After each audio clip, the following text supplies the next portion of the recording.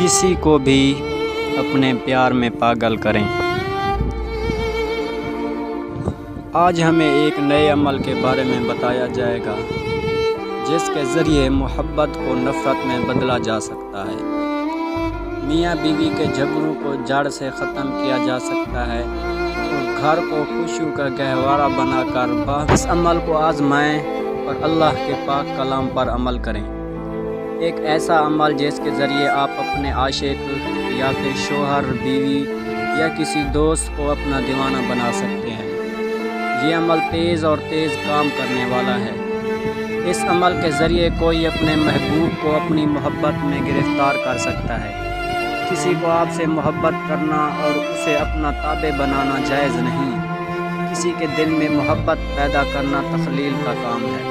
اللہ تعالیٰ نے قرآن پاک میں فرمایا ہے کہ ہم اس کو قرآن میں نازل کر رہے ہیں جو ایمان والوں کے لیے شفا اور رحمت ہے۔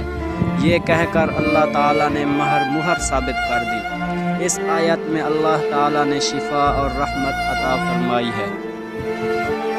اس لیے ہمیں خوش و خرم زندگی گزارنے کے لیے قرآن میں غور و فکر کرنا ہوگا۔ قرآن پاک میں اللہ رب العزت نے غور فکر کرنے کی نصیحت کی ہے۔ اس حکمت کی کتاب میں غور کرنے سے ایک نایاب جواہر حاصل کیا جا سکتا ہے اور اپنے مسائل کے لیے قرآن پاک سے مدد حاصل کریں۔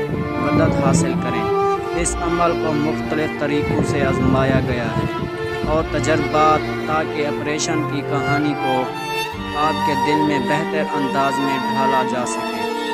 کچھ عرصہ پہلے میں سندھ کے ایک گاؤں میں تھا جس کی لڑکی میں مہمان تھا۔ کسی کی محبت میں ذہنی توازن کھو بیٹھا تھا۔ میں نے اس کا علاج کیا۔ جب لڑکی نے لڑکے کی وحشت کے بارے میں بتایا تو وہ مجھ سے رونے لگی کہ میں کسی اور کے لائق نہیں، بس اس سے میری شادی کر دو۔ میں نے کئی بار انکار کیا لیکن جب وہ ضد کرتی رہی تو میں نے لڑکے کے بارے میں دریافت کیا تو پتہ چلا کہ وہ پنجاب میں ہے اور نوکری کرتا ہے اور اس کے لیے یہ سلسلہ شروع کر دیا۔ بہت ہو گیا، میں ابھی پڑھ رہا تھا، ابھی 7 دن ہوئے تھے کہ لڑکا لڑکی کے گھر پہنچا۔ اس طرح کے اور بھی واقعات ہیں جو اس عمل سے حل ہو گئے ہیں۔ اس عمل میں نماز عشاء کے بعد 11 کالی مرچ چن کر ہر دانے پر 111 مرتبہ پڑھیں۔ اول و آخر 11 مرتبہ درود شریف پڑھیں۔ یہ سب کرنے کے بعد ایک دانہ جلا لیں۔ جیسے تم جلتے ہو تصور کرو کہ اس کی محبت میرے لیے جل رہی ہے۔ اور عمل کچھ اس طرح ہے۔ شروع اللہ کے نام سے جو بڑا مہربان نہایت رحم والا ہے۔ قل هو اللہ احد اللہ الصمد لم یلد کریم ولم یلد یا رحیم ولم یکن لہ احد یا عزیز ودود۔ نبی کریم صلی اللہ علیہ تعالی نے نماز کی معاونت کے بارے میں آخری توصیہ فرمائی۔ اس لیے ہمیں زندگی بھر نماز کا اہتمام کرنا چاہیے۔ اللہ رب العزت سے دعا ہے کہ وہ سب کو خیر و عافیت سے نوازے۔